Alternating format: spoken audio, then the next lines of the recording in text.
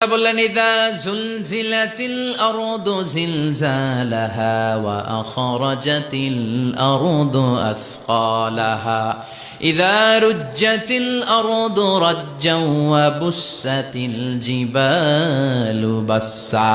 সেদিন যখন আল্লাহ একটা ভূমিকম্প তৈরি করবে, পৃথিবীটাকে যখন নাড়িয়ে দিবে, কাঁপিয়ে দিবে, একটা পাহাড়ও টিকবে না, সবগুলো পাহাড় তুলার মতো ধ্বনিত হতে থাকবে। মানুষগুলো ছিন্ন বিচ্ছিন্ন হয়ে ডানে বায়ে ছিটকে পড়বে, চন্দ্র সূর্য আলো থাকবে না, মানুষের চোখগুলো ছানা বড়া হয়ে যাবে।